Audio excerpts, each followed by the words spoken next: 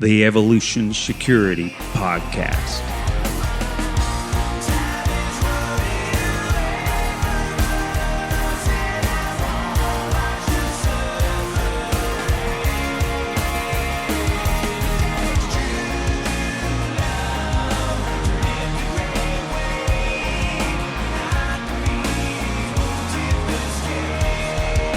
Howdy, everybody. It's Aaron and Eric. Eric is here this time, thank God. I don't have to do all the work on the show this week. I'm so stoked that Eric is back. I missed you on the last show with Kirk. We missed you. We had a good conversation about shooting. He had a lot of cool things to say about priorities for the civilian carrier. But I'm glad you're back this episode, buddy. How you doing?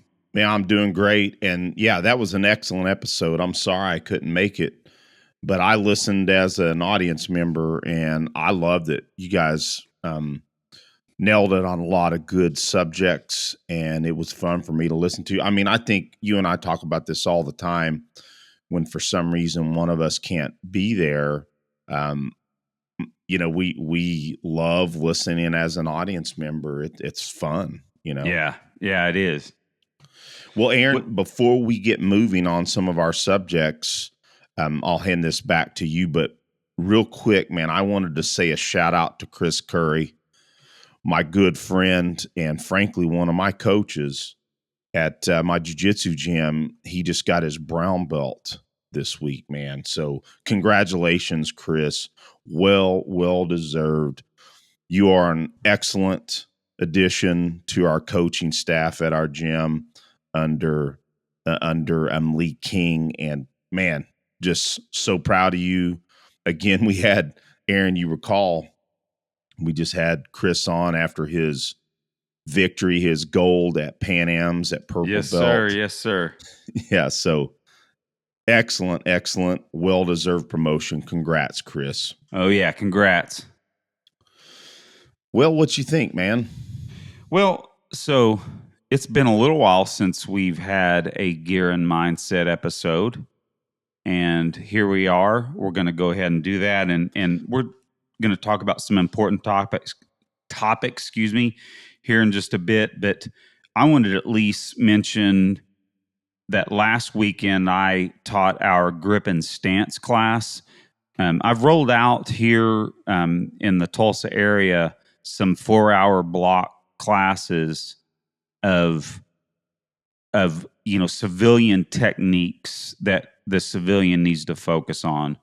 And this last one was grip and stance, of course, because the most bang for buck in performance that you can gain is learning how to grip your pistol absolutely solidly and have a good platform and create consistency in your grip, so your shots are consistent and accurate. And one cool thing is, one of the students that came, I won't say what agency he's from, but he is an officer here in the Oklahoma area, drove quite a ways to come to the class, and his name is Justin. And just a shout out to you, Justin. It was a pleasure having you in the class. And, to have a great student like him, he was an excellent shooter. And to get some positive feedback from him, it was an excellent time. And he and I, Eric, at the end of it, he and I did the casino drill together. It was pretty fun, because I had brought the casino drill targets, the targets that are used for the casino drill, and I had the students go through a simplified version of it. But at the end, Justin and I went through the real drill and went through a handful of times. It was fun. Well, Aaron, when you say simplified version, can you explain that? I'm curious. Bro, all I did was I had them simply I didn't put them on the clock, because this is I'd like to say this wasn't definitely not a beginner class, but this, let's just say intermediate, novice to intermediate, right? So I wanted everybody to have fun, but to do a little bit of thinking when they're shooting. So I simply had them have pockets full of their magazines, full to whatever capacity they had, and have them simply run through the drill and reload whenever they needed to, and just not Cool. lose count. So it wasn't a 777 and timed, 21. etc. But Yep. and what's neat to me, bro, is that when at the end of a handful of these classes, I've been having them do some fun drills, but that they're needing to think a bit when they're shooting. And it's kind of amazing how these students, whenever they have to think about something other than the shooting, how much better they shoot. Oh, yeah. And that's something neat to see. Well, Aaron, and just one other thing, Justin is a listener of the show, correct? Yeah, forgive me. Yeah, that's how he found out about the class, and yeah, he's been listening to us for quite a while, and that was a real joy having one of our listeners in the class. Well, awesome. I look forward to possibly meeting him someday, and Yeah. when I'm able to come back for one of the local Tulsa classes. Well, Aaron, before we move forward, I know you have one other thing to say. Just because I'm thinking about it, we just had Adam Scholl on, and I just in the mail today got my Zebra. I think it's the F701 is the way that my eyes, I can't see that small writing. But anyway, Oh, we yeah, spoke yeah. about this pen, and I've not been keen on grabbing a quote unquote tactical pen. Yeah. I think that they're easy to identify. Of course, I travel overseas quite a bit, and I always have some form of improvised weapons, or in many places that I travel, I'm able to at least have knives, or I pick up knives when I'm actually on arrival. Sometime after I get in the hotel, or maybe before. But having a pen, man, this has got a sharp, as far as the ink and the ball, man, this sucker is sharp and good metal. It's got grip on it. That was a good tip from Adam Scholl. Shout out, buddy. I got one of the pens you suggested is going to go in my bag, and that's going to be my new travel, improvised tool if necessary. So Now, bro, do you know if I looked at those? I'm curious. As an accountant, I like pencils. Yep. And you know why? Because you can erase your mistakes. My auditing instructor said real accountants use pencils, and I think I've liked pencils ever since. But that's what I'm using right now. I've got a Staedtler aluminum drafting pencil from Japan. Not anything too fancy, but it's pretty nice. I like having a good writing utensil. But I was going to ask, do you know if those Zebras come in pencil? I do not know. We'll take a look at that. And I'm a big pen user. I don't use pencil. Nothing against it. I like pens, but of course, now I'm pulling out my Fisher space pen that I've talked about on the show before. It's a really good companion for my notebook here. Bro, do you still get ink and pencil all over your hands since you write wrong-handedly? Wrong-handedly. Yeah. Somebody's got to be right. Yeah, I do. Actually. Isn't that wild? I don't know if we've ever talked about this, that we are actually considered a type of twin called mirror twins.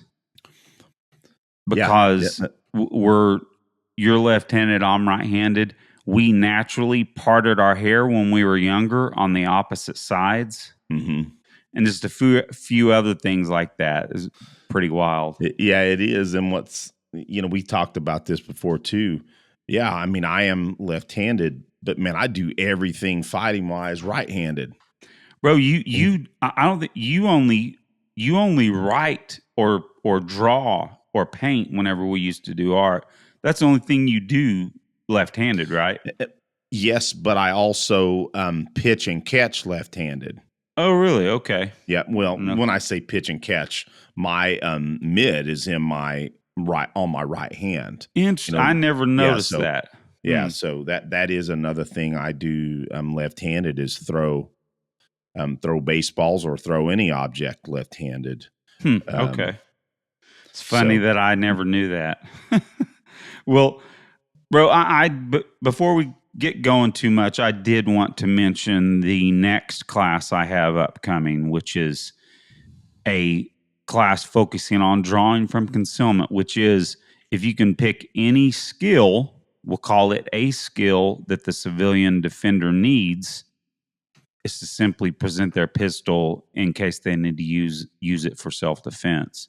So that's going to be a 4-hour deep dive into drawing from concealment, and it's going to be July 20th. I'll put a link in the show notes for that in Eventbrite. So again, that's July 20th, and I'd love to see you there. So so come and train with us if you can. awesome. It'll be good. I'm positive of that. Well, the classes we've had here have been a blast. Good feedback. Lots of just lots of students coming, and I've got some repeat offenders. It's fun having some repeat offenders in the classes, and because they can help me out when I start teaching some of the stuff that maybe they've heard before. Well, cool. So, Eric, before we do get into the more serious stuff, I did want to say here, this is a Gear and Mindset episode, and I have finally decided to set up a reloading station. Nice. And some people may go, okay, why haven't you done that a long time ago? Well, before the riots and COVID, remember when 9mm for whatever, your standard, blazer brass or whatever were 17 cents a round. Mm-hmm. And I mean, it was like, it couldn't get any better than that, basically, And then all of a sudden the market went nuts, and that same ammo was 5 times the price. And boy, I really wished that I had a reload set up at that point. But as ammo is still reasonable these days, there's going to be a point where it's going to spike, as everybody knows. I'm not telling anybody what they don't know, but so I'm going to go ahead and get a reloading station set up. And it's funny. Right now, you could probably save 2 cents a round these days because ammo is reasonable and components aren't real cheap these days. Right. Yeah, I was going to bring that up. Mm-hmm. But nonetheless, I'm going to get it set up because better to do it now when stuff is actually at an okay price level before it all skyrockets and before we really don't have much powder and primers available. They're already kind of hard to get a hold of. You just got to know where to look. Now, Eric, speaking of, have you ever used AmmoSeek.com? Oh, absolutely. That is what I use to find ammo most of the time. Yeah, audience members, if you haven't used AmmoSeek, you need to go. It's just simply AmmoSeek.com, and it has an amazing search. It's a bot that searches the internet for ammo deals. And of course, they have reload searches that you can do, and I've been doing some searches for reload stuff. And what's cool is you can, Aaron, and I want to stop you there because I didn't know it searches for reloading components as well. Oh yeah. Oh wow, awesome. Oh yeah, that's where I've been getting something. I didn't getting my information on. Have you priced primers on there? Yeah, primers right now for CCI, small pistol and small rifle. It looks like they're around 7 cents before you get to any hazmat fees or whatever. That's a lot better than it was, man. Whew. Yeah. And Siri thinks I'm talking to her on my watch. But yeah, so go ahead. I don't want to. I don't want to interrupt you, man. Go ahead. All I was going to say is I think I still have not a whole lot, probably about 4K worth of bullets and about 3K worth of primers. But I bought a bunch of ammo this last year because I was so busy. Even having a decent reloader. I've got a 550B Dillon, which if I had a case feeder, it'd be a lot faster. I need to get that done, by the way, because we were talking on text with Brian, and because you're asking a lot of questions about it. But frankly, man, a 550 is nice, but man, I think, what are you looking at? The 750? Yeah, I'm looking at the XL 750.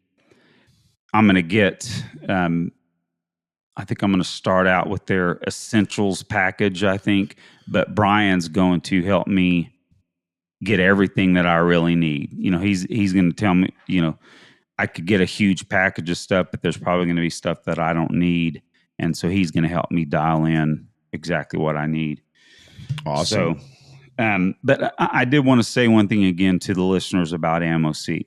One of the cool aspects of it is you can filter on the shipping cost. And like, for instance, if you're looking now, a lot of people say, okay, it's free shipping, you're still paying for it. Okay, yes, you are. But if you've got one vendor that's charging 25 cents a round and they're charging for shipping, and then the other guy's charging 25 cents a round and giving you free shipping quote, hey, that's a deal. Yeah. So, and it has these little like red to fully green bars that show you what the shipping cost is. And then I just filter on great. It's a rating of greater than 8 or above. And basically I just look for the best rounds and free shipping. It's a pretty cool setup. Good tips, buddy. Excellent.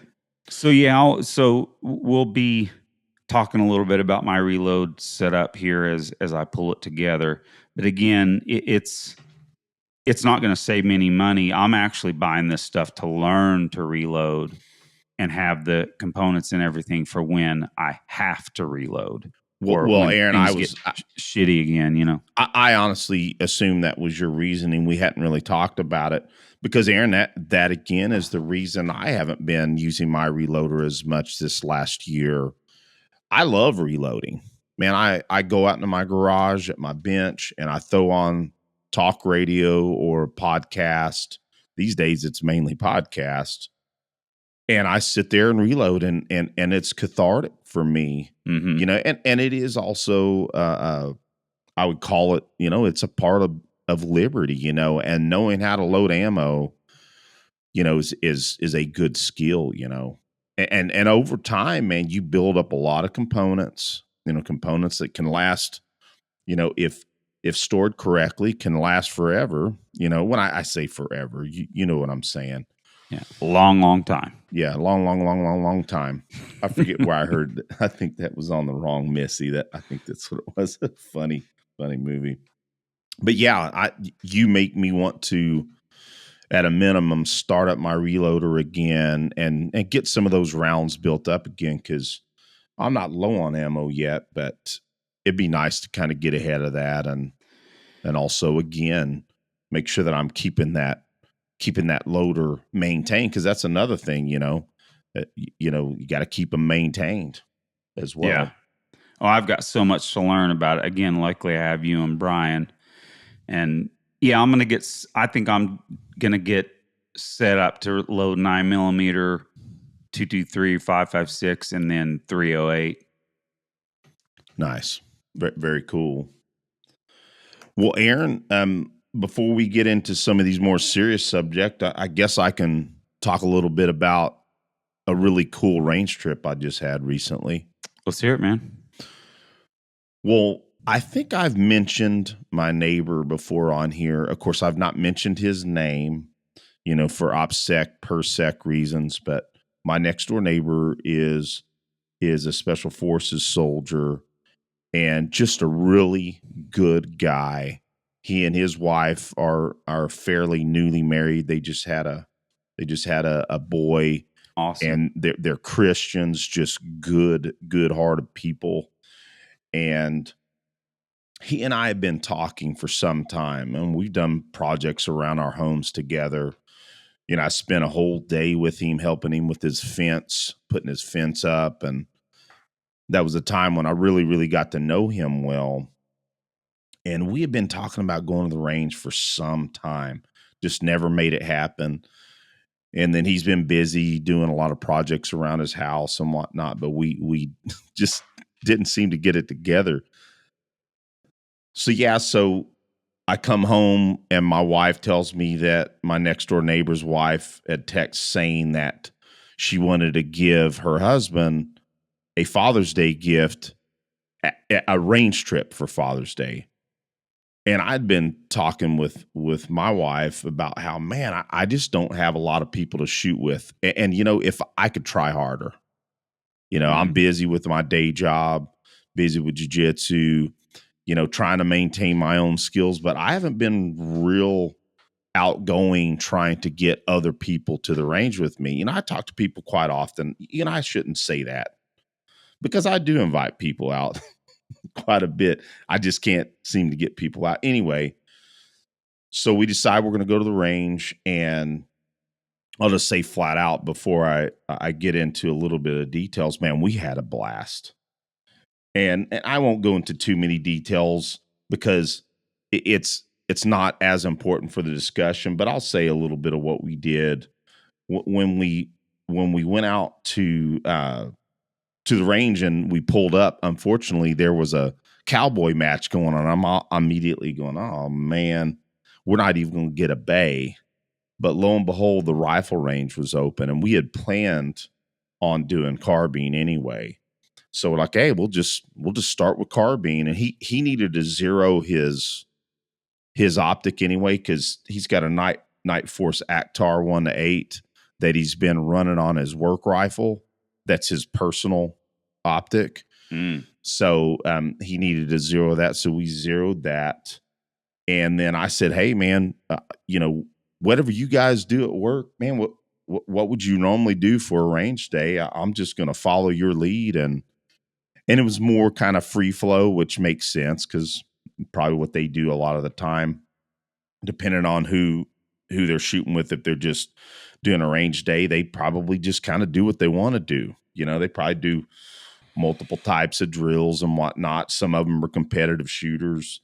But anyway, so we just start with doing some 10-yard ready up type drills, nothing super fancy, various, high port, low ready, head shots, chest shots, multiple shots, just kind of warming up, playing around. And that was kind of fun.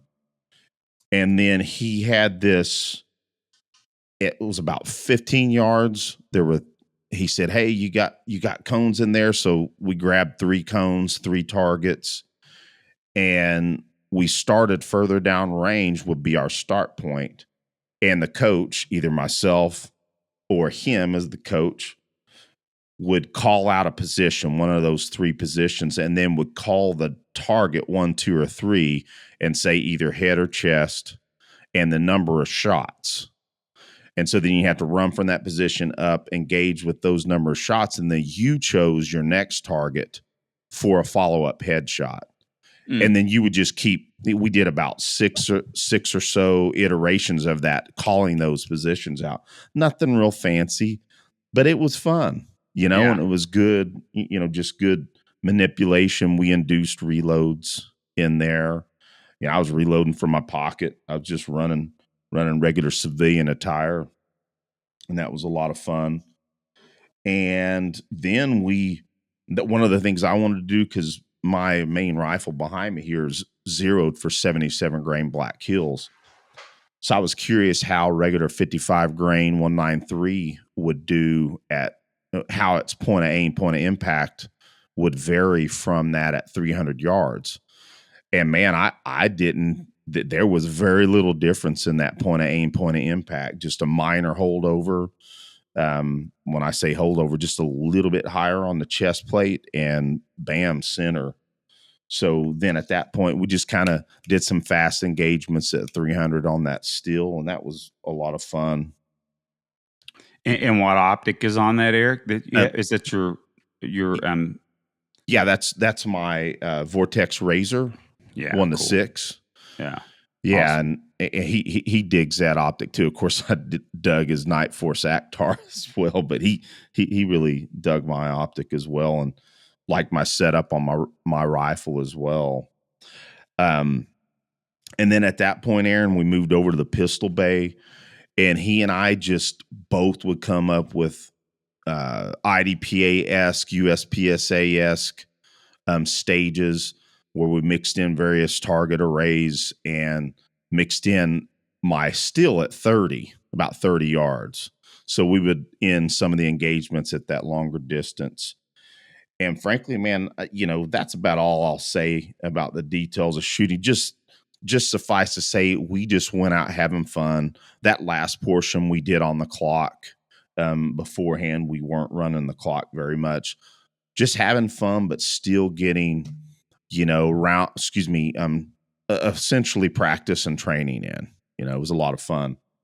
But one of the coolest things, as we were leaving, I'm driving off and I'm talking about the fact that I don't want to leave this area. And one of the reasons I don't want to leave this area is I've never had a range, number one, that close. Number two, that had the big boy rules. Mm-hmm. And he tells me, because full disclosure, he and his wife are about to move back to another location in his field of special forces. And he told me, he said, man, if I'd have went out here with you before and we had this much fun, he said, my wife had been a little irritated. He said, I wouldn't wanted to leave. I'd have tried to stay here. So the reason I thought that was cool is because that just told me how much fun he had too. So good. Well, Eric, yeah, you reminded me of one thing. You said you were reloading from your pocket. At these classes, I have simply been reloading from my pocket and having my students do the same. And again, some people may think it's goofy, but dude, when I carry reload, I carry it in my pocket. Mm-mm. So why not train like that? That's how I did that casino drill. And I shot it pretty quick. And so that's just kind of another thing when students are coming to classes like this. I'm trying to let them not have to buy a bunch of gear and I explain too. This is another key thing. Reloads are not actually. Let's just say, frankly, civilians don't do reloads. Yep. That's just an empirical fact. But I still teach it to them and give them an idea of it, so they can at least do some of the drills that I have that still have reloads in them, just so they can practice those manipulations. Well, and you know the deal, Aaron. I agree with you. The likelihood of civilians having a reload is extremely low, if not close to non-existent. We also know that being able to reload effectively, efficiently is part of keeping that gun running, and we know that that's one of the secondary skills that are deeply important. Well, is keeping the gun running. If you want to compete, you're going to want to be able to reload quickly and efficiently. And if, let's just say this, if you're taking a Tom Givens class, you're going to be reloading a whole lot. So you better have your mag pouches there.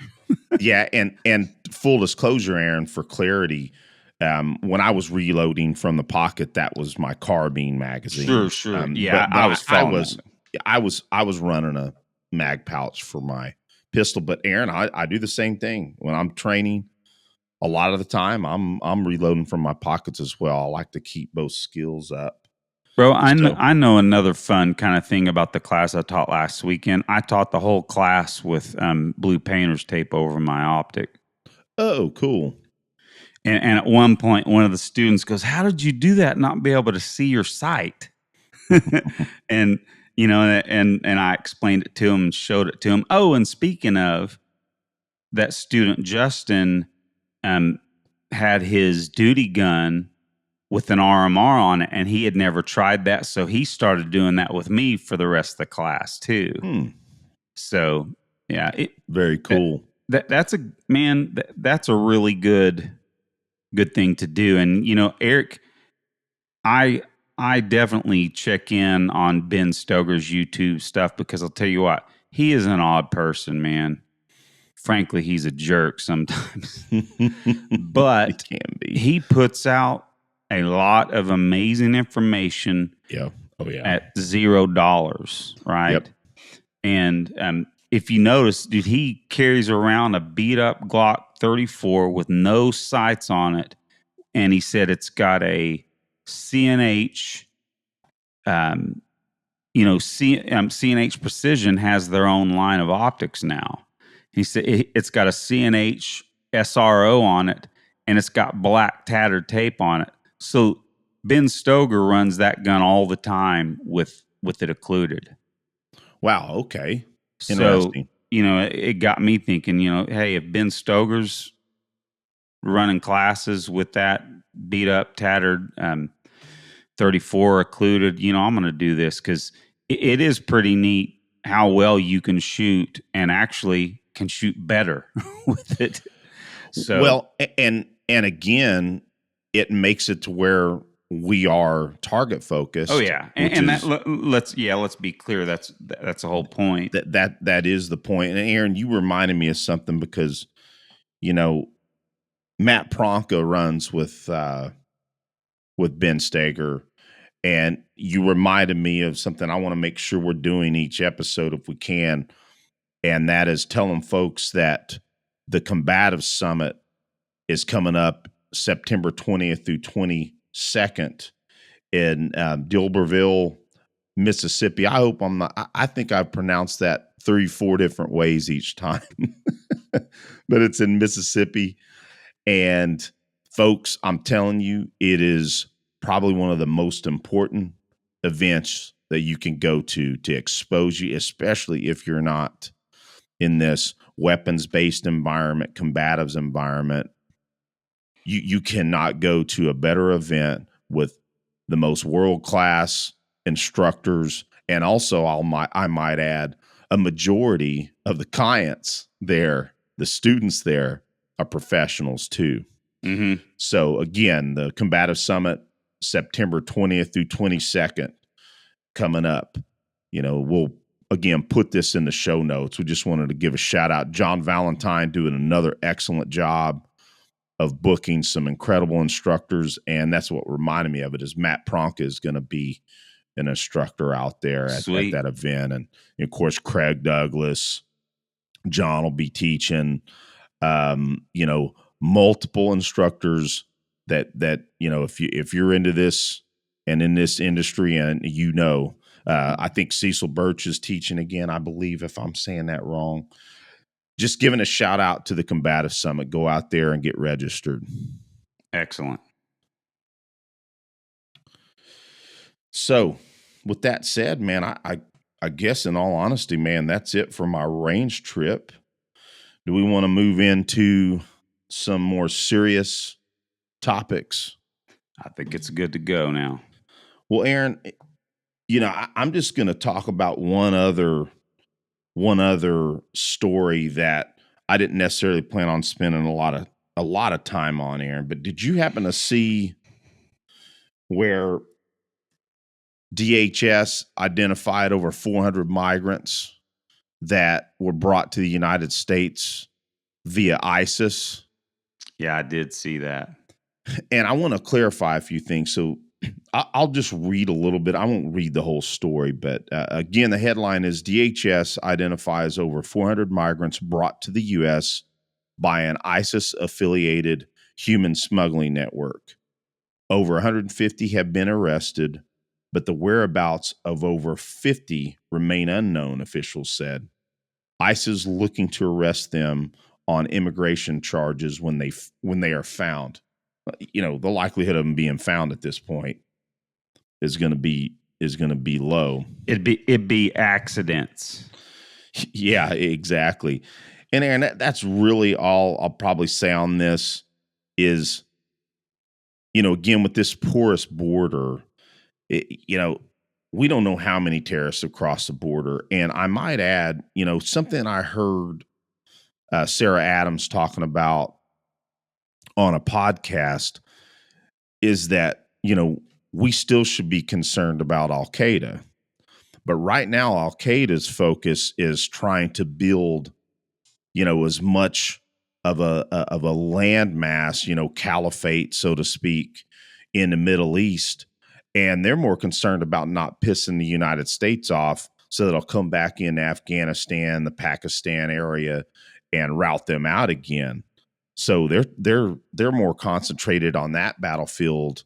But again, just bringing up the point, our really shitty withdrawal from Afghanistan is facilitating, Al Qaeda taking over that whole section of, a huge swath of that country, or at least having areas where they can function just like they did prior to 9/11. So, bro, to clarify, we're not just talking about the Taliban; we're talking about Al Qaeda. Yes, exactly. Mm-hmm.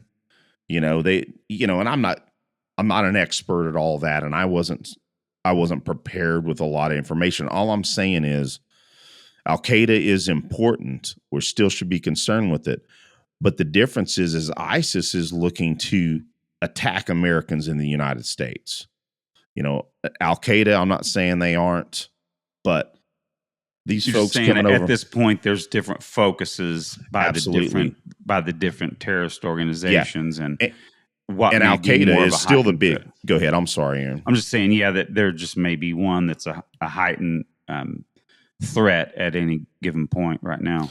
Yeah. So I just wanted to point that out. It still gets frustrating, this porous border. I wasn't going to spend a whole lot of time on that story, but I figured I'd kind of hit on it just a little bit. Well, folks, just be aware. Mm-hmm. Yeah. And we know there's been quite a few stories like that, but that seems to be a pretty specific.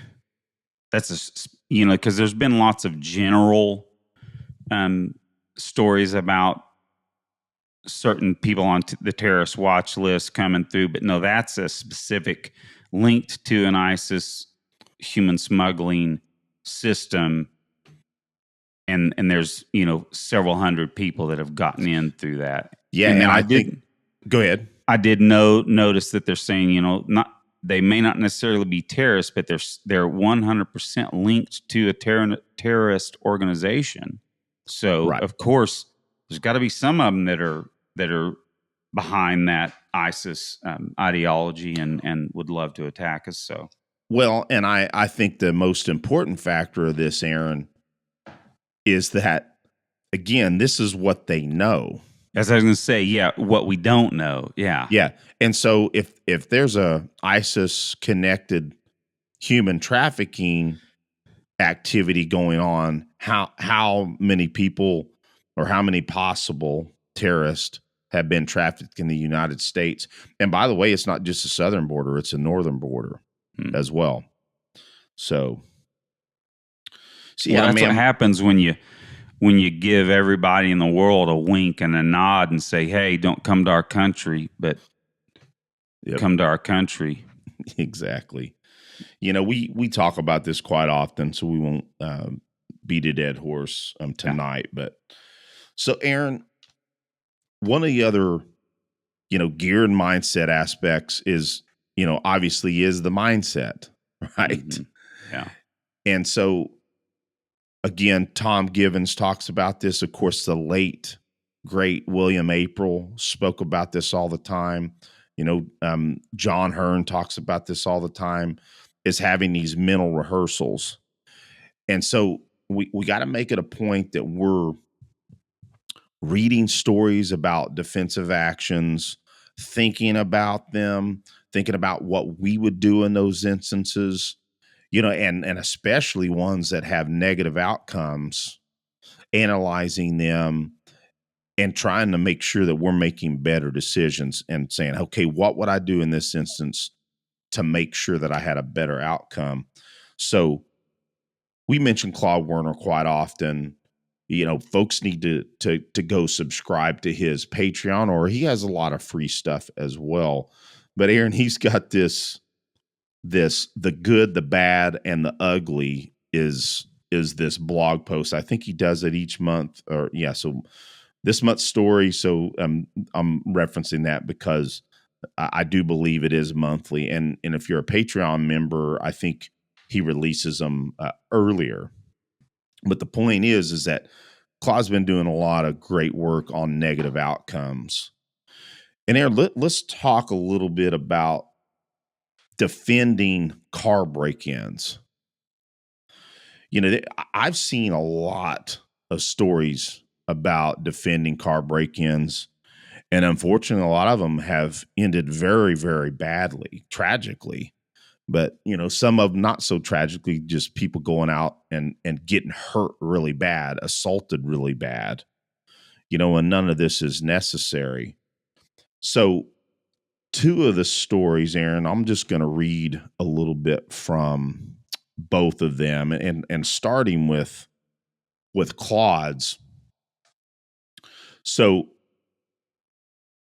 1 dead, 3 injured in gunfight during car break-in in downtown Atlanta.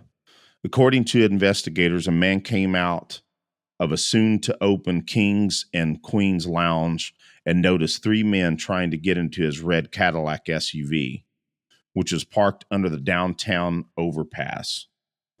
The owner of the vehicle confronted the males and exchange of gunfire happened, the Atlanta Department Homicide Commander said. Sadly, this mirrors a Los Angeles incident in which actor Johnny Wactor was shot to death. 3 men were in the process of stealing his catalytic converter when he challenged them in a low-key way, and one of them immediately shot him to death. Now, 2 things I'm going to mention here, Aaron. I'm not actually going to go and read the whole stories here because I think the points are easy to make. Number one, this incident in downtown Atlanta was at 11:30 at night, right? That's not super late, but it's late enough, right? Mm-hmm. Now, the incident where the actor Johnny Wactor was murdered, Aaron, was at 3 something in the morning, yeah, 3 or 3:30 in the morning. It was around 3:30. Mm-hmm. And so that's one lesson learned. We talk about this all the time. If you don't have to be out late, I know people should be able to go out and enjoy themselves. I'm not saying they shouldn't, but just be mindful. The later you're out, the higher the likelihood that stuff like this can happen, right? Would you agree? Oh, yeah. So it's kind of like John Farnham's rules of stupid, Don't do stupid things with stupid people at stupid times. I'm screwing that all up. Man, you sound like Joe Biden, bro. Man, no kidding. Like the debate last night. Yeah. But again, don't do stupid things with stupid people at stupid places at stupid times. Or did I get that right? Hopefully that time. You got it pretty close. That's close enough for government work. Yeah. So, man, I'm having as rough a night as Joe Biden did last night. Goodness, that was disastrous. That was mind-boggling. Yeah. Again, don't do stupid things at stupid hours, man. With stupid people, it just keeps you out of trouble. That was one of the things that I was going to point out. But the other thing I was going to point out, Aaron, is it just is not necessary to try to defend property. Mm. And not only that, we know that in most jurisdictions, defending property, especially with lethal force, can get you hemmed up legally. Yeah, I don't know the specifics on it, but as far as I know, the only place that you can defend property with lethal force is in Texas, and I'm sure it's pretty limited there.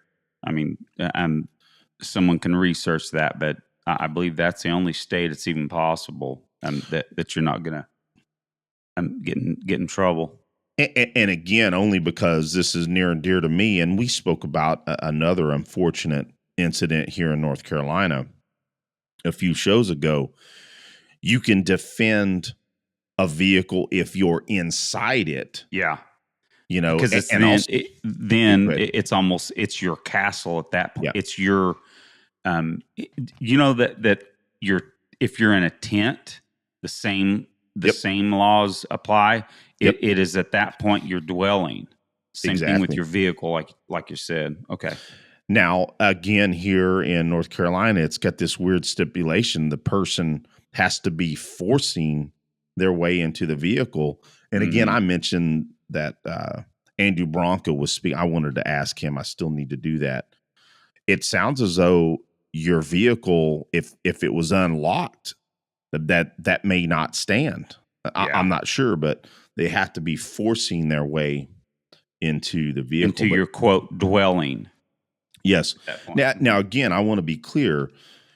Uh, Unfortunately, Mr. Wactor, he wasn't, not to my knowledge by the story, was he armed.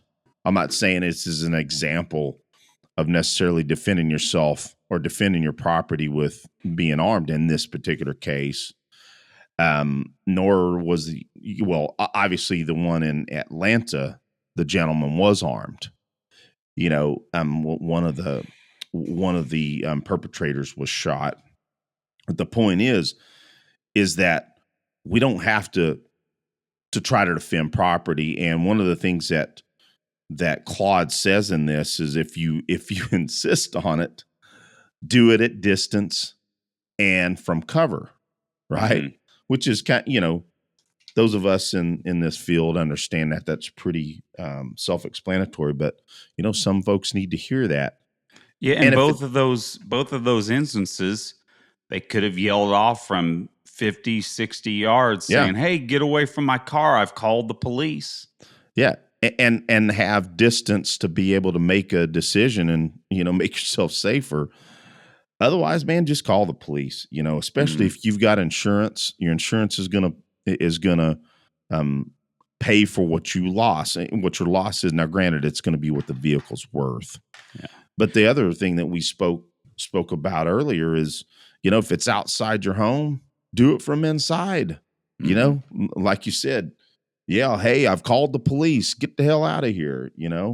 It's not worth a negative outcome, possibly, even though you're trained or we're trained. You never know.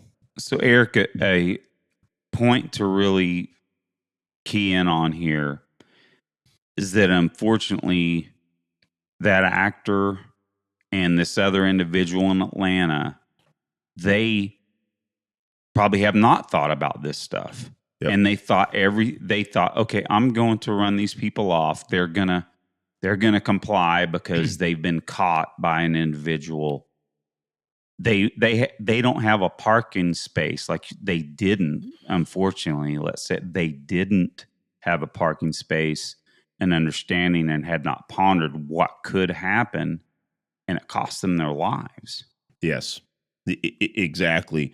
And, in the instance of Atlanta, the gentleman did live. Okay. Pardon. Okay, good. But this actor did not. And again, Aaron, there's been multiple other instances recently where people did not live. Right. We talked about a little bit earlier. But again, the other aspect of this is in both these instances, there were multiple people.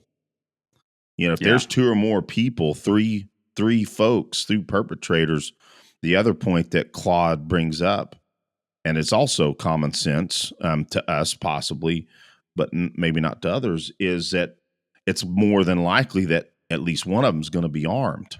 Mm-hmm. So you got to keep that into consideration as well.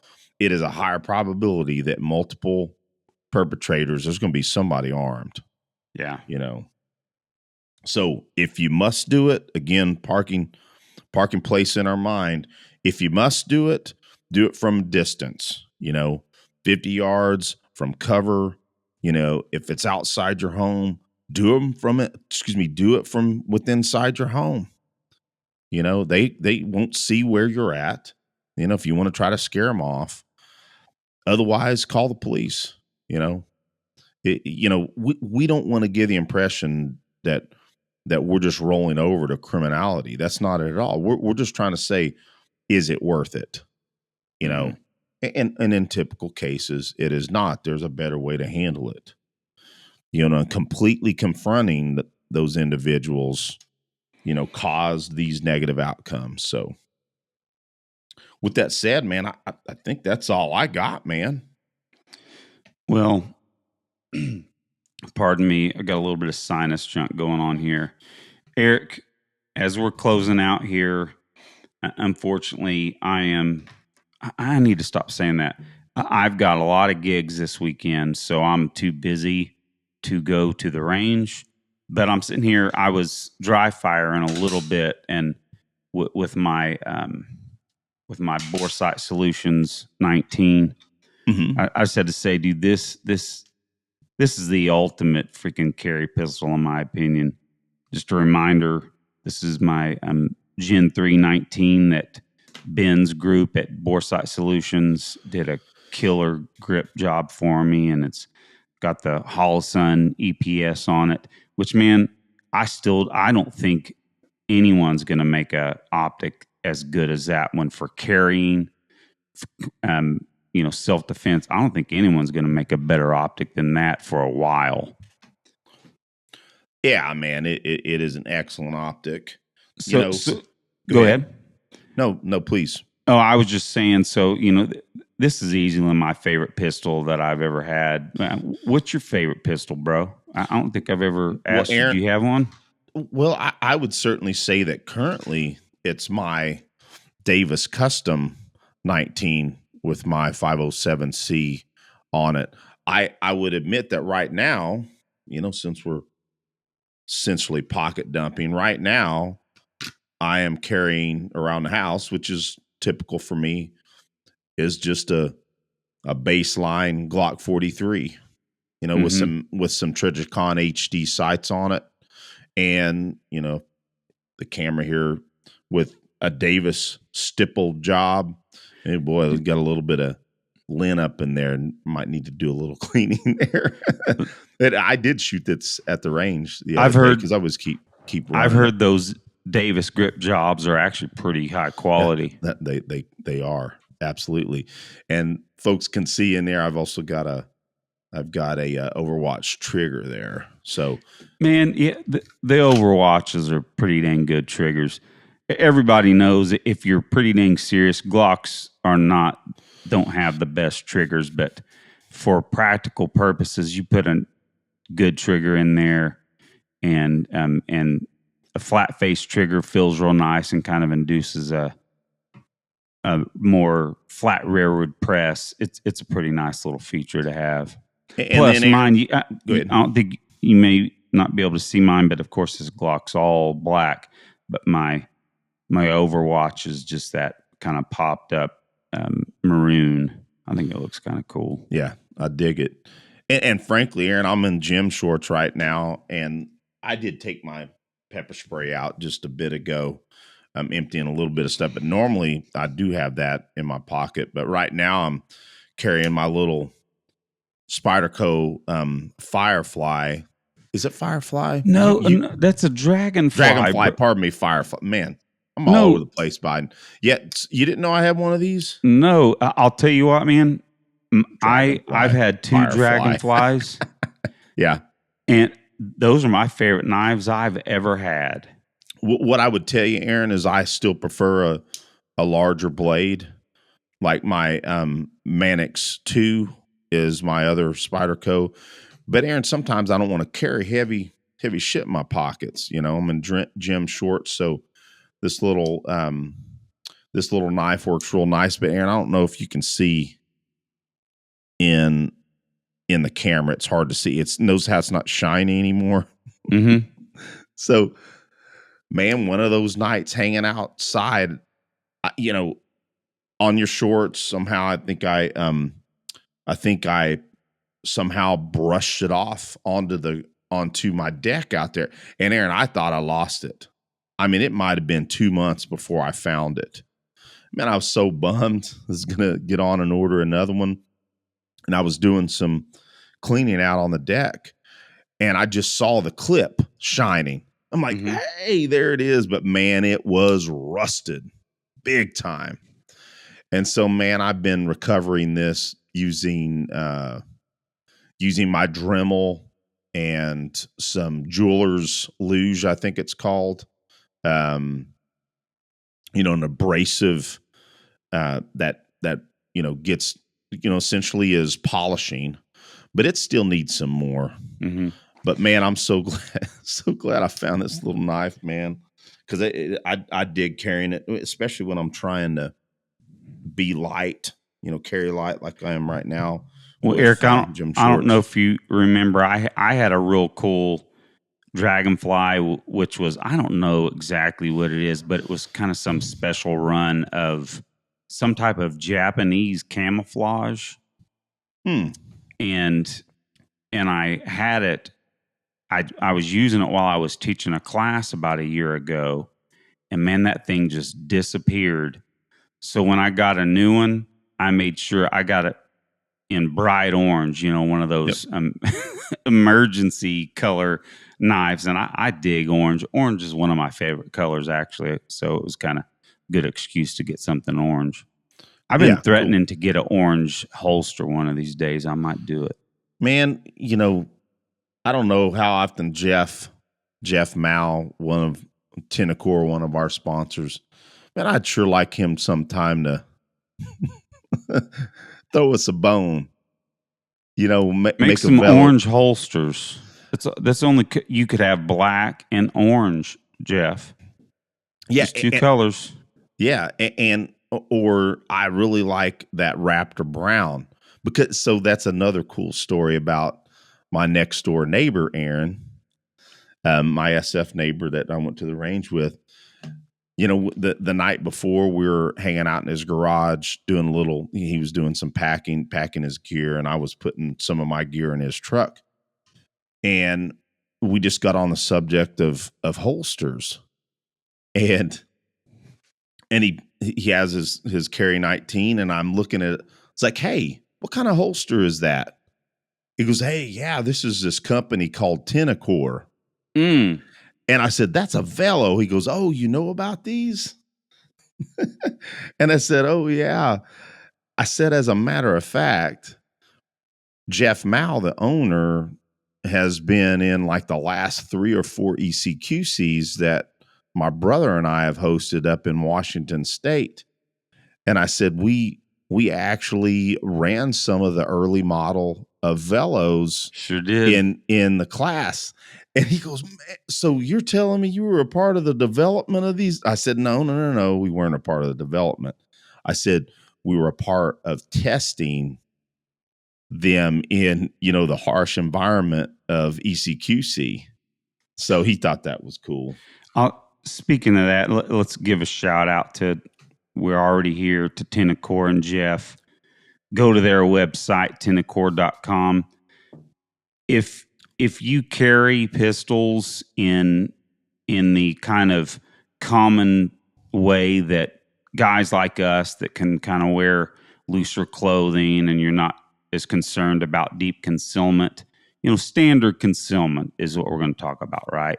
Covered concealment. I don't think there's a better company than Tenacor. I really don't. And when it comes to appendix holsters, dude, the Velo 4 is incredible.